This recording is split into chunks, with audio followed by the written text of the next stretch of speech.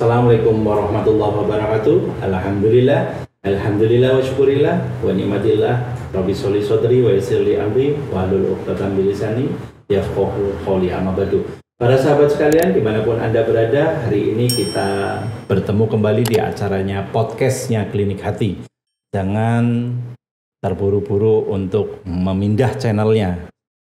Fokus, kita benar-benar mendapatkan keilmuan yang sangat luar biasa nantinya, khususnya kepada tamu kita yang hadir di hari ini.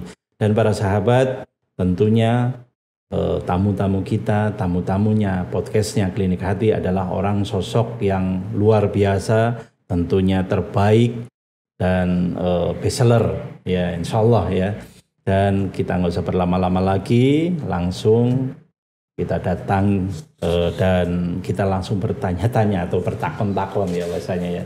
Masya Allah, ini tegang banget ini, biasanya podcastnya kedatangan tamu yang luar biasa juga, tapi ini sangat luar biasa sekali, jadi sedikit rada grogi melihat beliau ya. Tamu kita adalah masternya sidik jari ya, khususnya di Kabupaten Cilacap dan umumnya di Indonesia ya, yaitu Mas Agus Hardian AMD. Assalamualaikum warahmatullahi wabarakatuh, Mas Agus. Ya, waalaikumsalam, Ustadz. Sehat ya, alhamdulillah ya. Sehat. Alhamdulillah.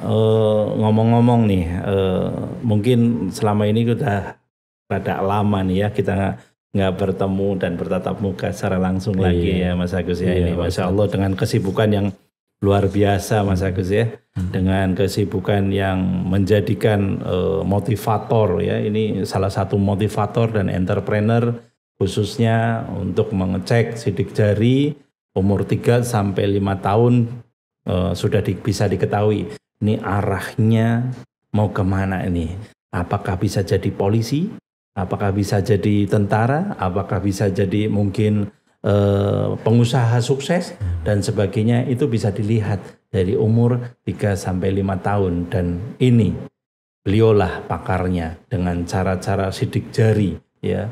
Mungkin sama-sama praktisi antara beliau dengan saya. Nah, kalau beliau dengan metode yang metafisika secara logis bisa diketahui. Kalau mungkin kita Klinik Hati secara metafisika juga bisa, tapi juga bisa secara spiritual atau supranatural. Tapi ini pelajaran yang tentunya sangat luar biasa. Nanti jangan pernah di skip, tonton sampai beres. Karena apa? Ini sesuatu hal yang mungkin jarang sekali di Indonesia, dan ini beliaulah pakarnya ya. Baik Mas Agus, sebenarnya saya pengen langsung nih bertanya-tanya nih ke Mas Agus, kok bisa sampai seperti itu. Tapi sebelum itu saya mau sedikit back kembali ke keluarga dan sebagainya ya. Untuk Mas Agus sendiri, mohon maaf sudah berkeluarga ya Mas Agus? Ya, alhamdulillah sudah Pak Ustadz ya. Udah punya anak juga ya? Sudah punya. Sudah, alhamdulillah. Nah, pendidikan mungkin selama ini pendidikannya Mas Agus sudah di sini AMD ya, 5 dia berarti D3 untuk dulu kuliah di mana ya? Saya kuliahnya di Politeknik Undip Semarang. Undip Semarang. Oke, Masya Allah, Politeknik Undip Semarang itu orang pintar-pintar itu di situ, orang luar biasa itu para sahabat. Dan tentunya ini makanya bisa jadi master ya karena orang pintar itu tadi ya, Masya Allah. Nah, untuk awal mulanya ceritanya kok bisa jadi motivator dan entrepreneur khusus untuk umur 3 sampai 5 tahun seperti itu dengan gambaran kayak gitu, itu awal mulanya seperti apa sih? Boleh diceritakan? Ya, oke. Ya, ini sebuah kehormatan yang luar biasa. Saya bisa diundang di Klinik Hati bersama Pak Ustadz Imam Teguh ya, dan hari ini saya diberi kesempatan untuk menyampaikan pengalaman pribadi saya ya.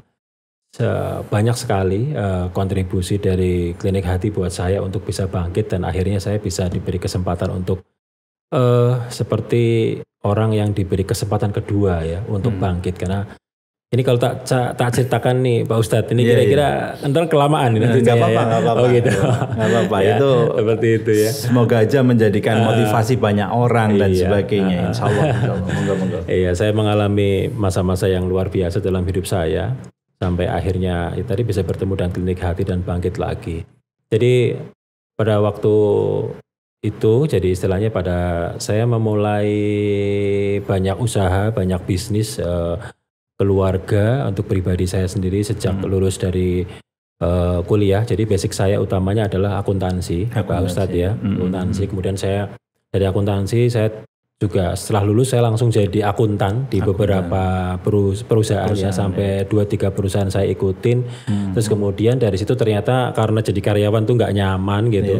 Akhirnya saya memulai banyak usaha pribadi, ya mengalami naik pasang surut bermacam-macam sampai terakhir itu waktu itu saya pernah jadi pengusaha es krim ya, saya bikin es krim juga pada waktu itu. Dan kemudian di suatu saat itu ada suatu masa di mana karena saya temannya banyak, terus kemudian keluarga besar saya juga asli pribumi Cilacap juga, kemudian dari keluarga, dari teman-teman dekat itu mensupport saya untuk apa ya Mas, Anda sudah layaknya untuk nyalon jadi anggota dewan gitu, seperti itu Pak Ustadz. Jadi saya nek wong Cilacap ngomong ya di ojo-ojogi Pak ya, di ojo-ojogi begitu ya, di ojo-ojogi nyalon gitu kan. Pas tahun 2014 kemarin tuh saya memberanikan diri untuk mencalonkan jadi anggota dewan ya, khususnya di Kabupaten Cilacap. Nah, pada waktu itu memang saya berharap ya, tadinya tidak banyak berharap deh, artinya namanya juga pengalaman baru ya di dunia politik ya. Terus karena keluarga sama teman-teman itu begitu antusias sekali gitu kan. Betul. Saya nggak bisa menahan untuk tidak maju gitu. Akhirnya saya maju. Dan perjalanan yang saya lalui dalam proses menjadi calon dewan itu ternyata tidak mudah Pak Ustadz. Betul. Jadi ternyata itu menjadi sebuah kisah yang sangat luar biasa buat saya gitu ya. Prosesnya luar biasa itu. Jadi saya ngalami sebuah karena pada waktu itu saya pikir kan biasanya kalau nyalon dewan kan ya bisa dikira-kira biayanya lah, paling biayanya habis sekian gitu kan. Nah hitungan saya waktu itu saya estimasi saya sekian cukup lah, sudah cukup. Saya tidak akan menambah lagi gitu. Pokoknya segini cukup para cukup ya, pokoknya harus cukup lah. Yang penting jadi gitu. Ternyata pada perjalanan dalam proses 2-3 bulan menjelang pencoblosan pada waktu itu, saya tuh kayak seperti ke bawah suasana gitu ya, bahwa di mana-mana mengatakan bahwa Mas pira-pira kok jadi gitu ya, berapapun pasti akan jadi gitu. Jadi nggak usah khawatir keluar berapa banyak, itu pasti akan jadi. Nah di situ saya terbawa suasana sampai pada akhirnya sampai saya habis banyak sekali ya mungkin saya nggak perlu sampaikan di sini nominalnya ya Pak Ustadz. Jadi istilahnya pokoknya akeh lah, yang penting banyak gitu. Nah pada saat banyak itu saya ngalami masa-masa yang benar-benar ya, artinya saya nggak jadi ya. Saya udah habis banyak sekali, saya nggak jadi. Saya padahal berharap banyak. Ibarat orang itu punya impian yang setinggi langit betul. Terus karena ingin tujuan utama saya cuma satu. Jadi saya ingin memberi, karena saya putra daerah, saya orang Cilacap. Saya ingin memberi kontribusi kepada dewan di Cilacap. Karena basic saya dulu di kuliah kan saya istilahnya orang organisasi ya. Jadi saya aktif di organisasi dari SMP dulu di Cilacap, SMA di Cilacap, kemudian saya kuliah di Undip Semarang sendiri juga, saya juga aktif di organisasi. Nah harapan saya dengan masuk ke dewan itu saya bisa memberi kontribusi gitu loh. Jadi saya tinggi banget tuh harapannya gitu di situ. Ternyata kan habis itu ternyata ketika perjalanan yang saya lalui ternyata nggak jadi ya. Habis itu nggak jadi, habis banyak sekali. Saya udah ibarat muka itu saya udah nggak punya malu lah, udah malu sama keluarga, semuanya gitu Ustadz ya. Dan mengalami down juga ya. Wah, saya bukan down lagi. Saya sampai yang paling down itu Pak Ustadz ya. Jadi saya sampai rumah yang saya punya rumah, ada mobil, itu lepas semua Pak Ustadz. Saya sampai menjual rumah itu seisi-isinya loh. Jadi saya pokoknya penjual rumah itu sudah termasuk ya lemarinya ya apanya, sampai saya tuh sampai meninggalkan rumah saya itu cuman hanya modal baju ya si bawa sama tas sama anak-anak aja gitu. Saya keluar dari rumah itu saya kondisinya itu sudah apa ya blank gitu. Sampai saya tadi saya jual motor juga nggak nutup, jual mobil nggak nutup, jual rumah isinya aja nggak nutup, itu aja masih minus Pak Ustadz. Saya udah istilahnya sampai kebingungan, akhirnya saya sampai saya sampai nebeng tinggal di rumah mertua saya Pak Ustadz. Jadi rumah mertua saya itu jadi saksi hidup itu. Sampai saya tuh sampai down banget, saya tuh udah nggak punya solusi, saya nggak tahu bagaimana gitu seperti itu Pak Ustadz. Istilahnya masa bagi saya itu mungkin ya kelam sekali lah masa seperti itu, karena saya sudah seperti ibaratnya gini, saya seperti merasa bahwa Allah. Saya sempat terpikir ya mungkin karena azab barangkali ya Pak Ustadz. Jadi saya pernah terpikir dalam hidup saya itu sebelum saya jatuh seperti itu saya pernah terpikir kayaknya aku urip kok orang pernah susah gitu loh. Saya pernah ada kata-kata begitu. Jadi saya kayaknya kok nggak pernah susah gitu loh. Ternyata terus kemudian sama Allah diambil semua sampai ambil sampai dasar-dasarnya loh, sampai saya ke rumah mertua, sampai saya menitipkan istri dan anak saya ke mertua saya. Pak saya udah nggak punya apa-apa, saya gini-gini ya, sampai akhirnya di rumah mertua saya cuma tinggal sepeda motor satu buat berangkat kerja mertua saya, kemudian ada sepeda mini, dan akhirnya saya waktu itu kemana-mana ya sepeda mini itulah saya jadi waktu itu saya sampai ke tingkat seperti itu Pak Ustadz ya.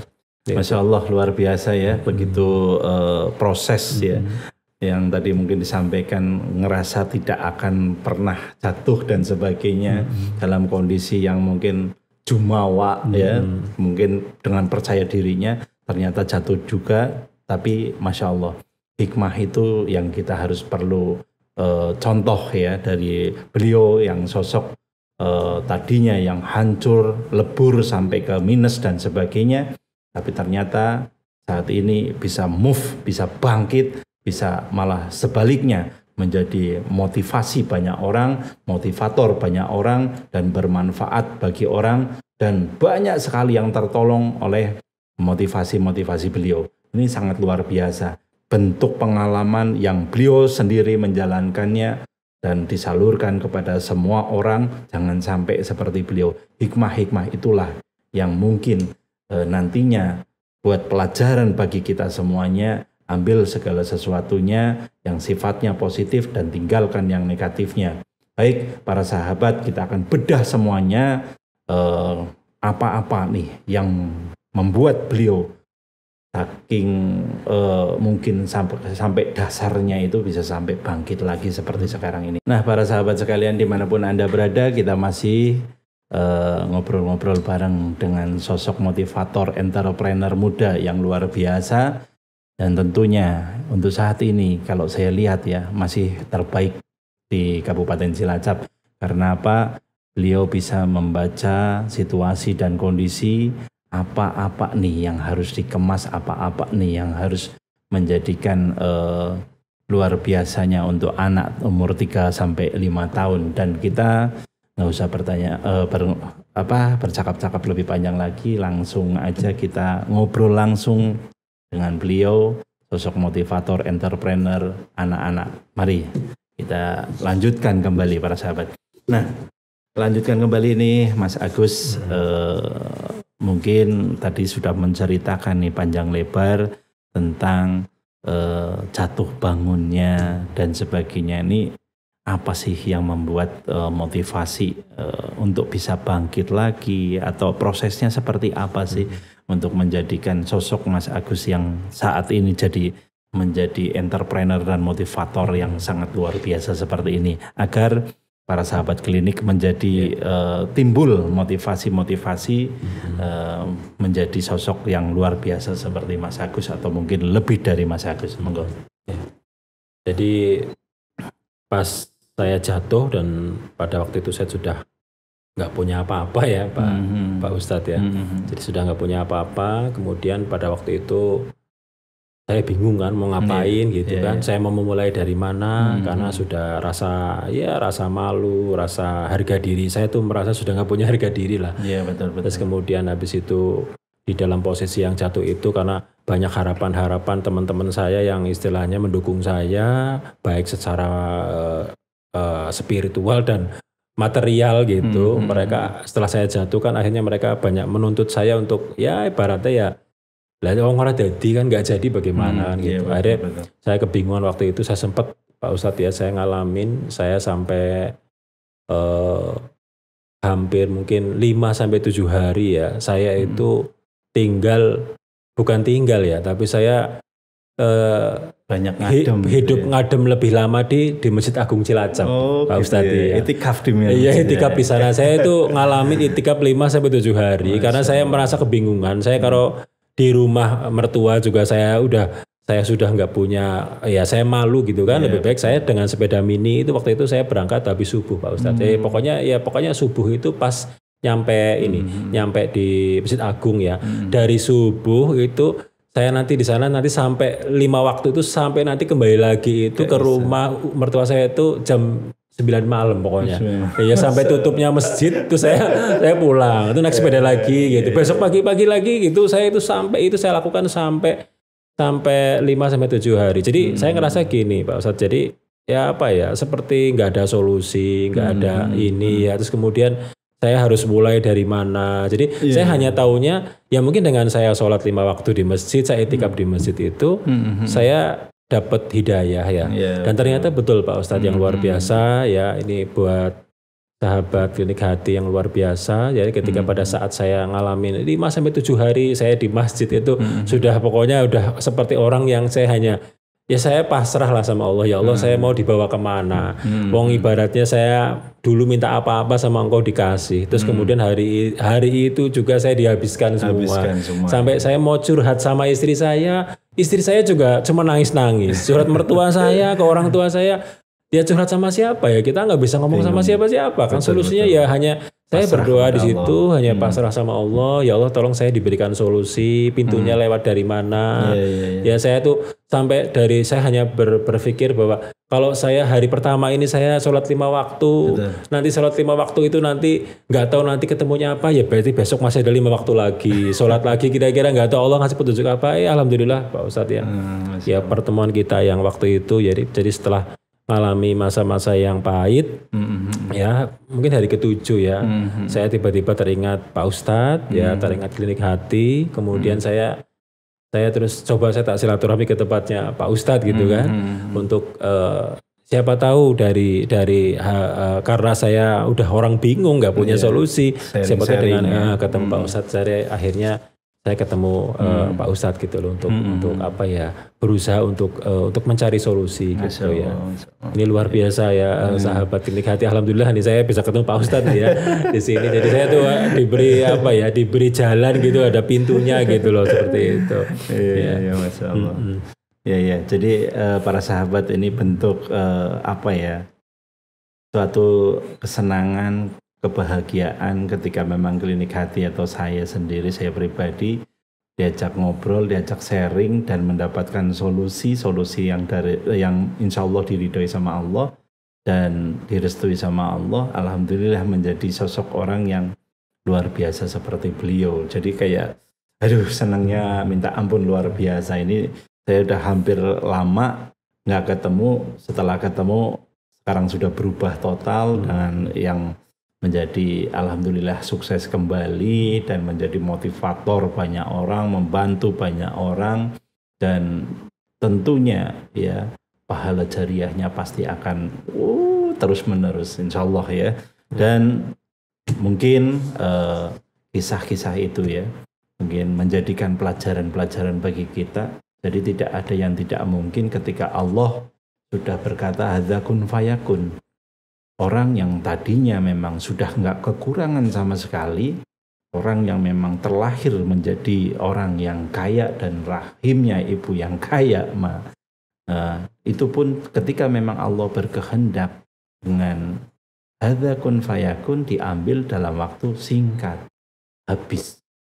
Ya, ketika habis seperti itu sama Allah, inilah luar biasanya Allah, karena Allah itu maha penyayang, lagi maha pengasih. Ya, jadi dengan pengasihnya, penyayangnya, beliau masih diberi kesempatan dengan beliau melakukan itikaf di masjid, melakukan mungkin kegiatan-kegiatan keislamian dan sebagainya. Ini luar biasanya beliau apa? Tidak lari menghadapi masalah. Dia tetap berpasrah dan berpegang teguh kepada Islam. berpegang teguh kepada imannya kepada Allah. Nih, luar biasanya beliau. Ini yang perlu kita contoh, karena banyak orang yang tidak mampu menjalani masalah itu, larinya malah justru menambah masalah baru lagi. Tapi hari ini kita dapat pelajaran yang sangat luar biasa dari master kita, dari Mas Agus, master motivator dan master entrepreneur. Dan alhamdulillah hari ini kita mendapatkan pelajaran dan hikmah dari semua mungkin cerita beliau. Dan hari ini kita akan korek semuanya, apa-apa sih sebenarnya yang dilakukan untuk menjadikan motivator, menjadikan entrepreneur agar benar-benar bisa bermanfaat bagi orang banyak. Mari kita tanya lagi ke beliau. Nah, Mas Agus, nih menjadikan motivator dan entrepreneur itu kan susah, ya. Susahnya, prosesnya begitu luar biasa. Nah, apa-apa sih yang harus dimiliki oleh motivasi atau entrepreneur seperti Mas Agus? Monggo ceritakan tentang yang digeluti sama Mas Agus. Ya, jadi sedikit menyambung tadi yang dari Pak Ustadz ya. Setelah pertemuan dengan Pak Ustadz pada waktu itu, terus saya banyak kita sharing dengan Pak Ustadz dan saya banyak diberikan masukan oleh beliau.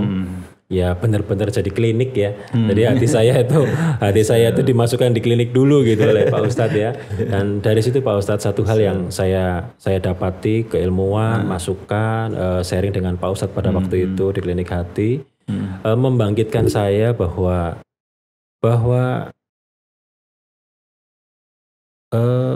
Allah itu ada gitu. Ya, Allah itu ada. Dan yang terpenting lagi bahwa dulu ketika saya sholat sebelum saya jatuh, ya kita mengerjakan sholat, mengerjakan ibadah itu seperti mengerjakan rutinitas Pak Ustadz. Menggugurkan tugas. Jadi kalau saya nggak sholat gimana gitu. Nah, jadi disitulah saya sholat itu seperti hanya mengerjakan tugas, mengerjakan kegiatan rutin.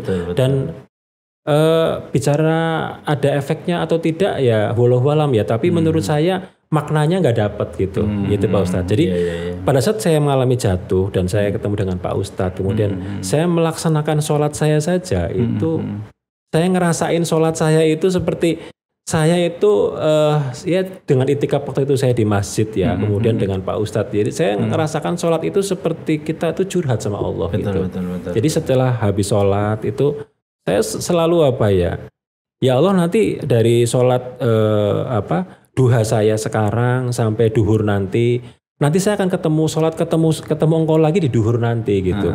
Saya dari duha sampai duhur itu saya nggak tahu nanti akan dapat apa. Saya pasrah sama engkau. Jadi saya sampai ngalamin masa begitu Pak Ustadz. Jadi dari sholat ke sholat saya seperti berserah diri, nanti mau dikasih apa, nanti mau terjadi apa, sampai nanti ketemu duhur ketemu asar ketemu. Jadi saya seperti menghadirkan Allah itu di 7 waktu ditambah tahajud itu ya Pak Ustadz. Jadi jadi setelah saya mengalami dapat banyak keilmuan dari Pak Ustadz kepada saya, kemudian saya terapkan ke dalam diri saya, kemudian saya ngerasain bahwa setiap dari waktu sholat ke waktu sholat saya ngalami seperti saya akan bertemu Allah nanti duhur, saya akan bertemu Allah nanti asar gitu. Dan ketika saya ngalamin masa itu, saya merasa ya apapun yang saya punya itu bukan punya saya gitu, titipan Allah semua gitu. Jadi ketika itu saya ngerasa bahwa satu hal masukan buat sahabat klinik hati bahwa Allah itu luar biasa gitu. Allah itu luar biasa. Allah itu kalau orang bilang itu miracle ya, ajaib luar biasa. Jadi ketika hati kita itu pasrah sama Allah itu pasrah bongkoan ya, pasrah bongkoan itu sampai udah ya Allah mau diapa-apain, saya mau dijungkir balik terserah lah. Aku habis ini nanti punya sesuatu, habis itu diambil semua juga ya terserah gitu. Sampai saya ngomong di setiap sholat saya, ya Allah saya lagi mengerjakan sesuatu ini sekarang, saya titip istri saya titip anak-anak saya titip semua keluarga saya. Karena saya hari ini saya mendapatkan makan untuk besok aja saya nggak tahu mau dari mana gitu loh. Jadi saya ngalamin seperti itu Pak Ustadz. Jadi yang terpenting bahwa buat sahabat klinik hati ya, bahwa artinya dalam kondisi apapun Allah itu bersama kita. Itu saya ngerasain betul ya masa-masa itu. Nah, dari pengalaman saya itu bahwa Allah bersama saya merasa saya itu jadi saya lebih sayang sama Allah gitu. Kemudian saya merasa saya disayangi sama Allah dan saya seperti tidak takut bahwa kalau besok itu sampai nggak dapat apa-apa, ya nggak apa-apa gitu. Besok sampai saya besok nggak bisa makan, ya kalau memang engkau memang membuat saya besok nggak bisa makan, ya nggak apa-apa gitu. Saya sampai di tingkat sampai apa ya? Ya pokoknya saya serahkan semuanya sama Allah gitu. Nah dari situ muncullah apa ya? Tiba-tiba muncul banyak keajaiban yang datang, Pak Ustadz. Jadi keajaiban yang datang tiba-tiba saya dihubungi teman-teman alumni kuliah saya di Undip Semarang, kontak saya, telepon. Piye kabare, gimana kabarnya? Katanya dengar-dengar nyalon dewan terus tiba-tiba jatuh habis-habisan gitu. Tiba-tiba ada yang beberapa sahabat saya di Semarang itu hubungi saya gitu untuk ya mereka menyemangatin saya, memotivasi saya gitu. Bahkan tiba-tiba mereka menawarkan kepada saya, ayo datang ke Semarang lah. Terus nanti mau di Semarang mau ngapain gitu. Ya pokoknya di Semarang nggak tahu nanti mau ngapain. Ya nanti adalah yang bisa dikerjakan di Semarang supaya bisa menghibur saya supaya saya tidak terlalu ini. Karena teman-teman saya ketakutan bahwa asalnya apa? Banyak di luar sana kalau orang sudah nggak jadi dewan, nyalon nggak jadi stres, masuk rumah sakit jiwa ya kan. Nah jadi teman-teman tuh ternyata saya saya bersyukur banget ya. Ternyata ada yang masih mengelingke saya gitu loh. Wah ternyata ada sahabat yang jauh justru malah mereka dengar terus meminta saya kembali ke Semarang. Nah disitulah Pak Ustadz, disitulah awal dari kebangkitan hidup saya di situ seperti itu. Jadi kembali ke Semarangnya itulah awalnya. Iya. Baik para sahabat sekalian, ini cerita yang menarik sekali ya. Jadi Allah itu miracle, Allah itu luar biasa, Allah itu sayang banget kepada umatnya. Sampai dalam kondisi kita di bawah sekalipun Allah masih memeluk kita, menyayangin kita, dan luar biasa. Ketika beliau memang sudah mengalami titik yang pasrah, hari ini saya mau dikasih makan atau tidak, besok mau makan seperti apa dan gimana, beliau sudah ngalamin titik pasrah, dan inilah luar biasanya Allah. Allah akan memberikan apapun yang benar-benar kita minta sebenarnya. Tapi ketika memang kita sudah ngalamin pasrah seperti itu, disitulah letak Allah memeluk kita, mencintai kita, menyayangin kita, dengan macam-macam, dengan rozaknya, dengan basitnya, dengan mughninya, dengan maliknya dan sebagainya. Ya karena Allah itu maha luar biasa. Ini pelajaran luar biasa bagi kita.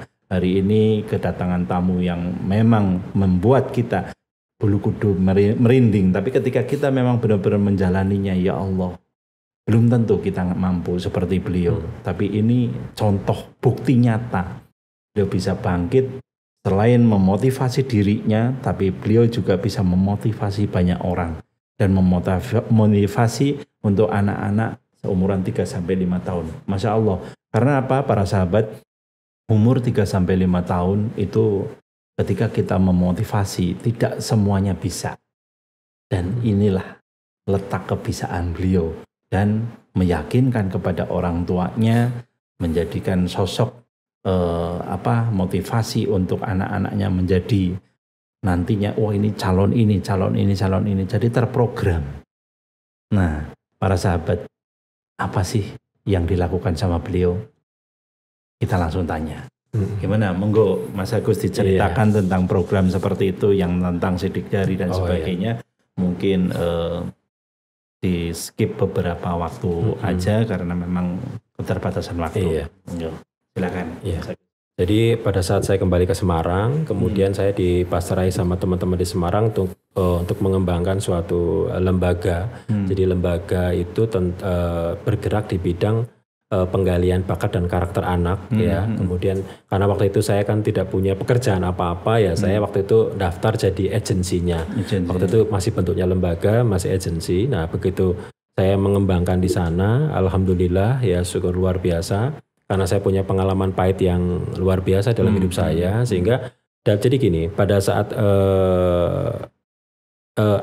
dalam pengambilan sidik jari ini adalah salah satu teknologi, namanya teknologi genetik. Genetik yang istilahnya kan orang melihat anak itu kan ada dengan cara pengamatan, ngamatin langsung, yang kedua dengan cara psikometri atau dengan cara tes IQ, yang ketiga dengan cara genetik. Genetik itu salah satunya adalah sidik jari. Nah, sidik jari ini ternyata dari hasil sidik jari kita kan menggunakan laboratorium ya, lab. Teman-teman alumni Undip Semarang itu punya lab khusus di mana dengan sidik jari itu mampu mendeteksi bakatnya, karakternya sampai kepribadiannya. Nah, yang tampak dalam hasil sidik jari itu adalah hasil bahwa manusia diciptakan sama Allah itu sebaik-baik ciptaan. Jadi di situ tampaknya tidak ada yang jelek. Semuanya adalah hasil karya yang bagus. Ya, anaknya berubah jadi jelek ataupun berubah jadi nakal atau bahasa di luar sana atau bodoh atau di luar sana itu karena lingkungan. Ya, tapi pada intinya dari hasil yang saya dalami di dunia itu, saya belajar di situ, saya dalami di situ, ternyata manusia itu makhluk yang luar biasa. Yang namanya anak itu, Pak Ustadz, adalah sebuah mahakarya Allah yang luar biasa. Jadi seperti masterpiece, sebuah karya Allah yang luar biasa. Dan ini anak manusia, ternyata dalam hasil sidik jari itu saya sangat takjub ya. Ternyata anak-anak itu punya bakat-bakat yang menonjol di situ, bakat kemampuan kepemimpinan, kemampuan komunikasi sosial dan luar biasa. Dan itu tertuang dalam sebuah hasil karya sidik jari yang di lab kita itu luar biasa ya. Dan disitulah saya merasa bahwa wah, berarti saya waktu itu kan kita juga ada program konseling ya. Jadi setelah hasil itu sudah dicapai, terus ada konseling dengan wali murid. Nah, pertama kali saya itu sharing dengan beliau, wali murid itu banyak mengatakan, wah, anak saya ini susah untuk dirubah, anak saya itu rumit, anak saya itu pokoknya banyak orang tua yang waktu itu saya ngeluh ya bahwa anaknya itu nggak mungkin bisa berubah. Tapi ketika saya cerita ke beliau dengan pengalaman hidup saya tadi bahwa saya bilang, Bapak Ibu ya, bahwa anak Bapak Ibu itu luar biasa, saya bilang. Lah ini gimana Mas Wong, ini anak saya udah misalkan nakal sekali, kira-kira bisa nggak dirubah? Saya bilang bisa. Kenapa? Kenapa bisa? Karena ada apa, Bapak Ibu? Karena ada Allah. Saya bilang gitu. Betul. Selagi Bapak Ibu mendoakan anaknya kebaikan, tugas saya sebagai ya katakanlah konsultan pada waktu itu, konsultan bakat pada waktu itu, bahwa saya akan membimbing anak Bapak Ibu menemukan kebaikan-kebaikan dalam hidupnya, bakat-bakat tersembunyi dalam hidupnya. Dan ketika doa Bapak Ibu, doa saya, doa anak sendiri kepada Allah itu, Allah pasti ridho, pasti rubah gitu. Betul, ini Pak Ustadz yang saya dapati dan saya yakini bahwa ketika akhirnya saya memotivasi kepada orang tua, memotivasi kepada anak, bahwa ada anak yang mengatakan, Om, saya bisa berubah Om? Orang tua saya ke saya aja, ya orang bilang nggak percaya sama saya, kurang perhatian sama saya. Saya sama mengatakan, masih adik itu masih dekat sama Allah nggak? Masih sholat nggak? Masih ibadah nggak? Masih. Kalau masih ibadah, Allah itu bersamamu. Itu sampai karena pengalaman hidup saya itulah yang mendorong saya untuk mengatakan Allah tuh nggak kemana-mana. Loh kok bisa begitu? Ya saya udah saya itu membuktikan sendiri gitu loh. Itu yang menjadikan saya tak terasa dalam perjalanan hidup saya. Akhirnya saya menjadi bagian penting dalam lembaga di teman-teman saya di alumni Undip Semarang sendiri. Sehingga sampai pada waktu sampai hari ini, yang tadinya saya agensi selama kurun waktu sekian tahun, kemudian hari ini saya bahkan dipasrahi ya oleh teman-teman di alumni untuk memimpin agensi-agensi kita yang di banyak kota itu untuk ya ibaratnya dipercaya untuk menjadi direkturnya gitu loh. Ya karena berawal dari pengalaman itu Pak Ustadz. Seperti itu. Ya. Baik. Luar biasa sekali para sahabat, ini pelajaran yang bertubi-tubi ya buat kita hari ini. Kita luar biasa mendapatkan pelajaran yang sangat-sangat membuat kita terbuka, terbelelak ya. Karena memang ya betul kata beliau, anak dan sebagainya itu adalah segala sesuatu yang diciptakan oleh Allah sempurna. Nah, faktor lingkungan, faktor orang tua, faktor keadaan lah yang merubah tentang semua hal tentang misalkan kenakalan dan sebagainya. Tapi kembali ke yang disampaikan sama beliau, tidak ada yang tidak mungkin kalau Allah sudah berkehendak, hadza kun fayakun.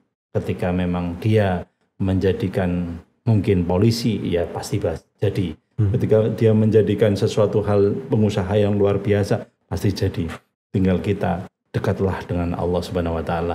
Para sahabat dimanapun Anda berada, karena keterbatasan waktu, kita mungkin bisa lihat eh, kegiatan-kegiatan yang lainnya beliau ya, dan mungkin siapa tahu teman-teman atau sahabat klinik hati yang kepingin mengerti tentang anaknya, sidik jarinya, arahnya kemana, motivasinya kemana dan sebagainya, bisa langsung bertanya-tanya kepada beliau. Monggo silakan Mas Agus, nama dan alamat serta nomor telepon yang bisa dihubungin.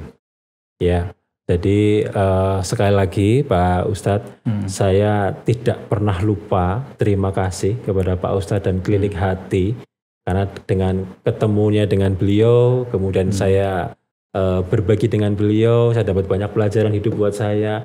Ini membuat saya bangkit kembali dan hari ini bisa ketemu ya kepada Pak Ustadz, sehingga hari ini sahabat-sahabat Klinik Hati luar biasa ya, saya dapat itu. Nah, untuk ini, jadi saat ini posisi saya di Direktur Utama di PT SPI atau PT Satu Pandangan Indonesia, kantor pusatnya di Semarang, Jawa Tengah. Dan kemudian nama saya tadi Agus Hardian, dan bisa hubungi ke nomor WA saya di 0823 2479 0019. Nah, nanti sahabat Klinik Hati jika ingin merasa bahwa kepingin anak ya, kita usia anaknya minimal 2 tahun sampai usia kuliah, itu kepingin tahu bagaimana mengarahkan mereka, bagaimana menangani mereka, bagaimana memotivasi mereka. Dengan program kita ini di Sidik Jari ini, insya Allah ini menjadi salah satu jalannya. Dan insya Allah saya akan membantu Bapak Ibu semuanya atau ayah bunda semuanya untuk bisa ikut memberikan dukungan buat anak-anak kita menjadi anak-anak terbaik buat bangsa kita. Amin. Mungkin amin, itu amin. gitu Pak Ustadz. Ya, baik, terima kasih sekali Mas Agus sudah hadir di acara podcastnya Klinik Hati. Dan mohon maaf sekali mungkin karena kesibukannya Mas Agus jadi terganggu dan sebagainya.